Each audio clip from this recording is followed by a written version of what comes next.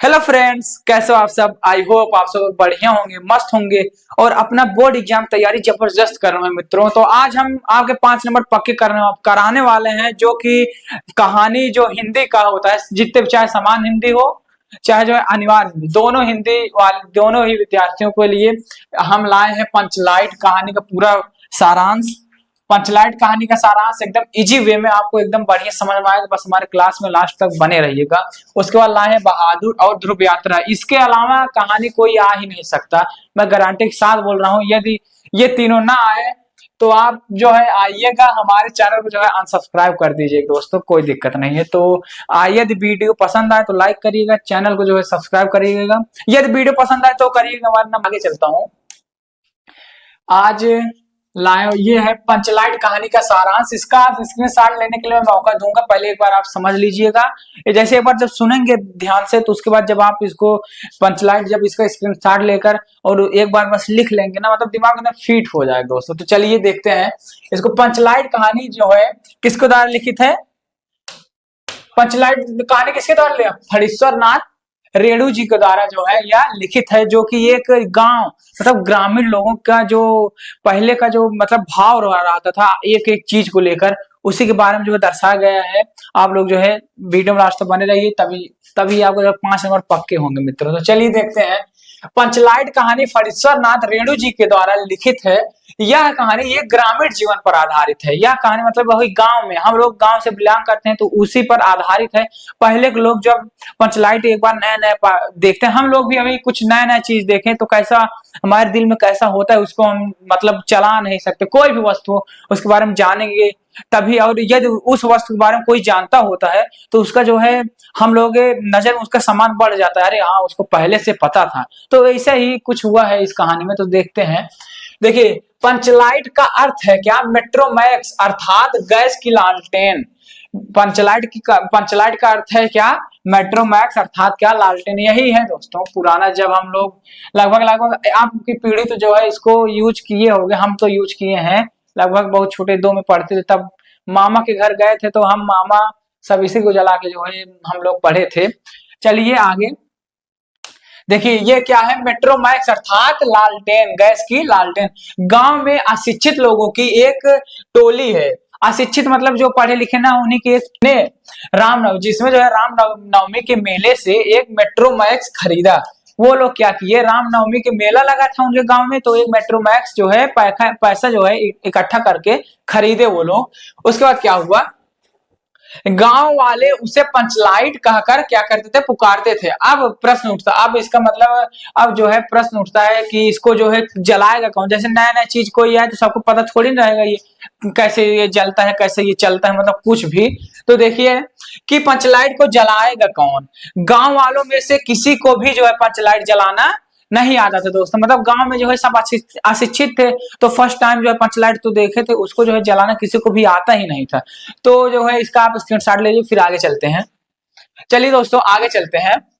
उसके बाद क्या हुआ, देखिए, गुलरी केवल जो है गोधन पंचलाइट जलाना जो है जानता था। गुलरी क्या, जो एक गोधन नाम का लड़का था, वही जो है सिर्फ पंचलाइट जो है जला पाता था, बाकी कोई जला नहीं पाता था। ये जो है गांव वालों ने बोला कि देखे, गुलरी काकी जो है गोधन को बुलाकर लाई और गोधन ने पूछा कि स्प्रिट कहाँ है। मतलब जो है गोधन ने पूछा, स्प्रिट जो एक कपड़ा जैसे नहीं होता था, जैसे ये तो मान लीजिए अभी आधुनिक वाला है, ये जो गैस वाला था ना, यही है।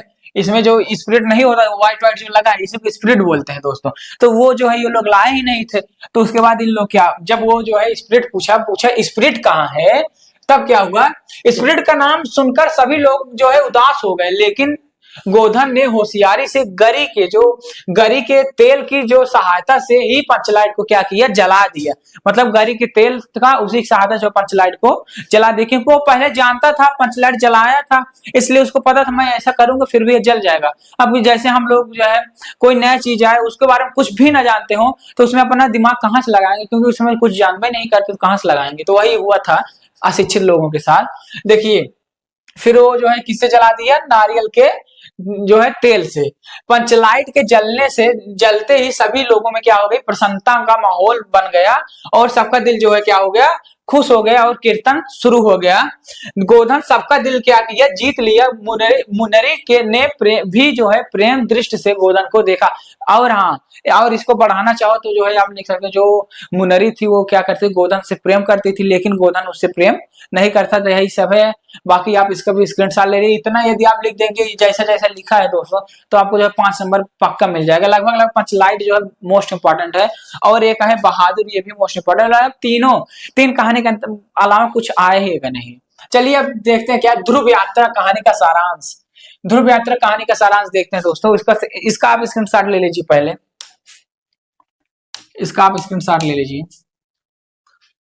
चलिए अब देखते हैं ध्रुव यात्रा कहानी का सारांश। देखिए, ध्रुव यात्रा किसके द्वारा लिखित है, जैनेन्द्र कुमार द्वारा क्या है ध्रुव यात्रा लिखित है। अब इसको ये इंपॉर्टेंट, इसको एमसीक्यू में पूछ सकता है दोस्तों, तो इसको याद कर लीजिए। देखिए, पंचलाट किसके द्वारा लिखित है, फणीश्वरनाथ रेणु जी के द्वारा, और ध्रुव यात्रा किसे, जैनेन्द्र कुमार जी के द्वारा। तो ये सब आप जो है, ये सब यही मेन है, इसको आप लिखिए। उसके बाद लास्ट में कैसा लिख रहे हैं, बस थोड़ा थोड़ा उसको जो है कहानी की तरह सुन लीजिए, वही जाकर अपने मन से लिख दीजिएगा।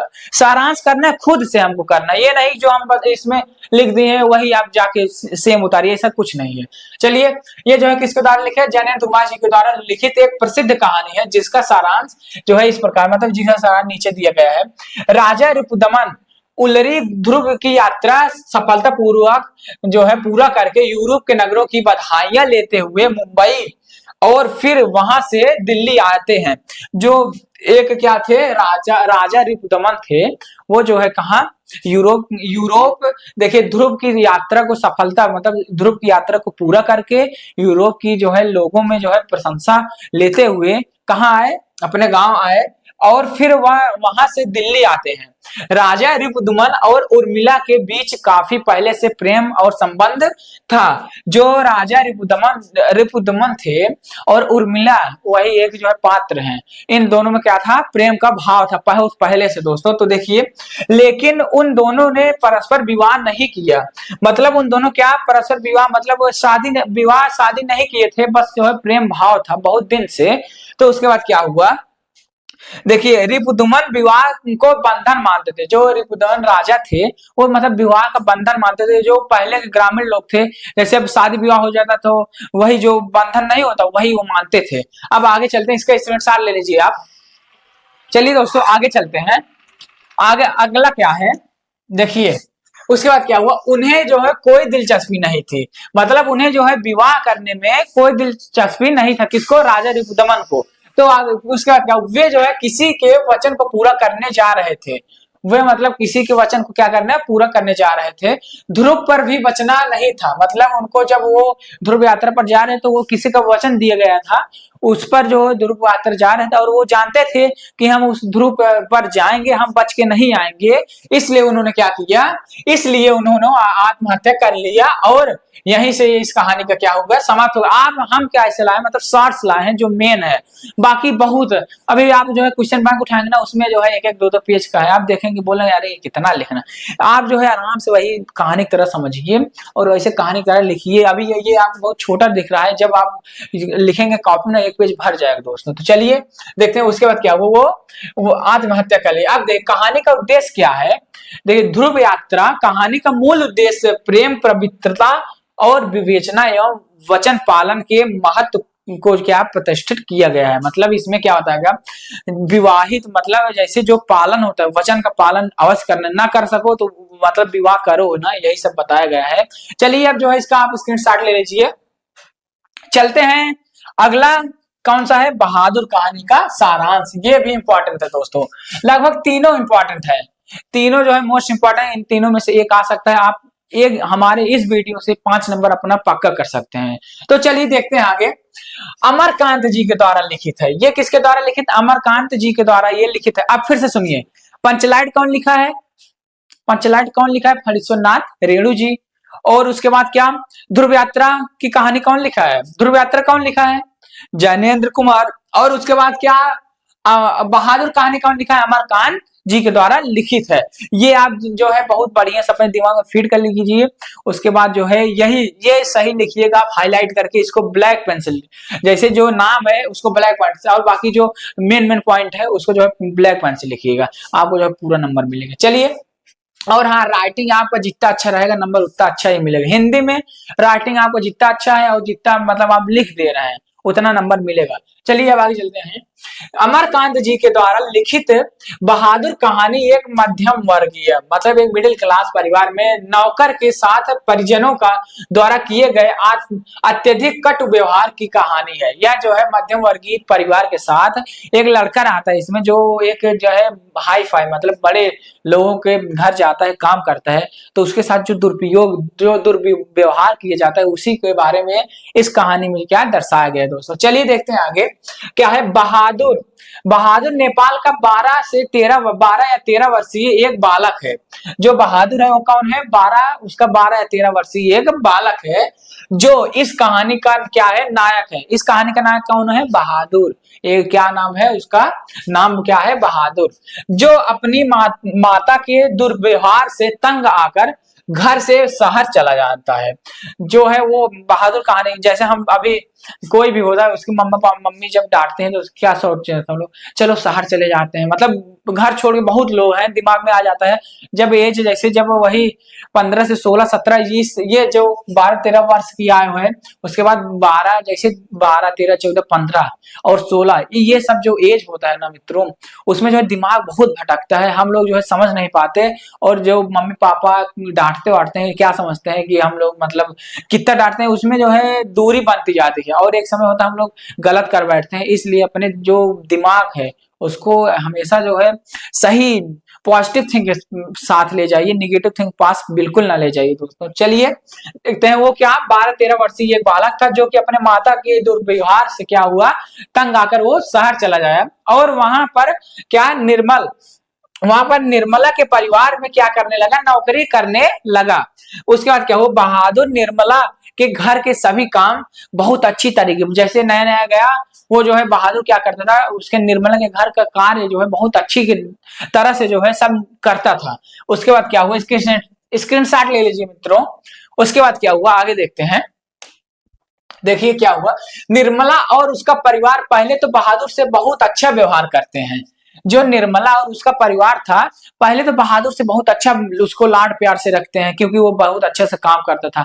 लेकिन क्या हुआ धीरे धीरे, परंतु कुछ समय बाद वे उसके साथ मारपीट के साथ गाली गलौज भी करने लगे, मतलब उसको जो है मारने लगे, गाली देने लगे। उसके बाद क्या हुआ, मारपीट और गालियों के कारण बहादुर का मन क्या हुआ, काम में नहीं लगा। एक दिन क्या हुआ, निर्मला पुत्र किशोर ने बहादुर को सुअर का बच्चा कह दिया। निर्मला का पुत्र था क्या, किशोर, जो कि जो है किसको, बहादुर के क्या बोल दिया, सुअर का बच्चा बोल दिया। उसके बाद क्या हुआ दोस्तों, इसका स्क्रीनशॉट ले लीजिए आप। चलिए आगे चलते हैं। उसके बाद क्या हुआ देखिए, बहादुर इसे सहन नहीं कर सका। बहादुर जो है इसे बिल्कुल भी सहन नहीं कर सका और अंततः वह अपना सामान छोड़कर चला गया।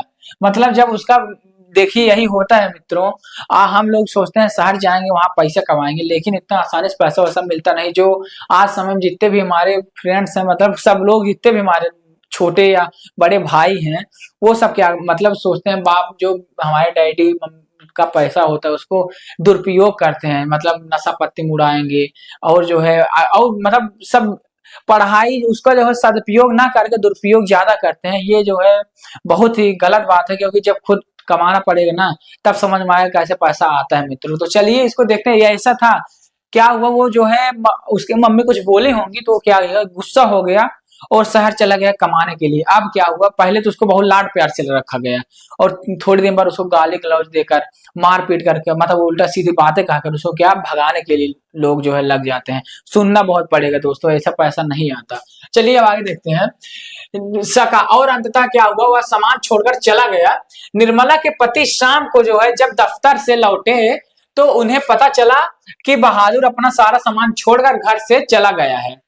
निर्मला के पति और निर्मला को बहुत बहादुर की ईमानदारी पर विश्वास हो गया था। बहादुर की उपयोगिता देखकर किशोर और निर्मला घरेलू काम करने से थक जा मतलब क्या होता है, थक जाते थे। जो वो लोग थे निर्मला और उनका जो बेटा था किशोर, जो उसको जो है बहादुर को सुअर का बच्चा बोला था, वो क्या घर का काम नहीं कर पाते थे। तो उसके बाद क्या हुआ, और बहुत ज्यादा पछतावा करें उसका, परंतु अब पछता देखिए वो बोला गया है ना क्या, अब परंतु अब पछताए का होए जब चिड़िया चुन गई खेत। मतलब जब वो भाग गया, जब उसको आप जो है गाली देकर मार पीट के भगा दिए, उसका पछताए का होगा। वही बात हुई ना कि जब जब जो है चिड़िया में जो जब खेत में जो है चिड़िया आया था, तब तो आप आलस की वजह से उसको उसको जो है भगाने गए नहीं। अब जब वो जो है मतलब दाना जो चुन ले गया, उसके बाद पछताए का होए, यही बात है दोस्तों। उसके बाद देखिए क्या है, बहादुर में सहनशीलता एवं स्वाभिमान की भावना कूट कूट कर भरी थी। उसी के इसी चरित्र के कारण यह कहानी क्या हुआ, पाठकों को प्रिय है। यह कहानी क्या है, पाठकों को प्रिय। इसका आप स्क्रीनशॉट ले लीजिए दोस्तों। देखिए पहले तो आदमी, हर कोई आदमी जो है अपने आप को क्या करता है, हर कोई भी इस दुनिया में जितने भी लोग हैं, हर सबसे जो है कोई ना कोई स्वार्थ है।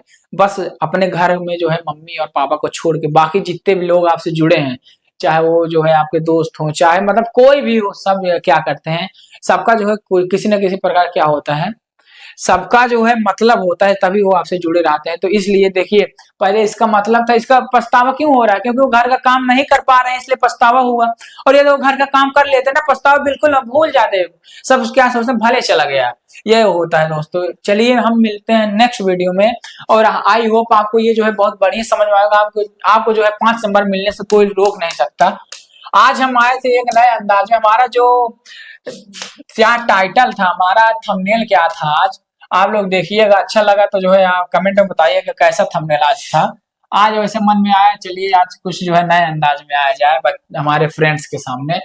देखिए तो आप जो है अच्छा लगे तो जो है कमेंट में बताइएगा। हाँ सर आप बहुत मतलब बढ़िया। यदि आपको हमारे जो यार जो समझाई गई बातें समझ में आए तो जो है कमेंट में बताइएगा। बाकी हमारे वीडियो को लाइक करिएगा, चैनल को सब्सक्राइब करिएगा। चलिए ठीक है, मिलते हैं नेक्स्ट वीडियो में, तब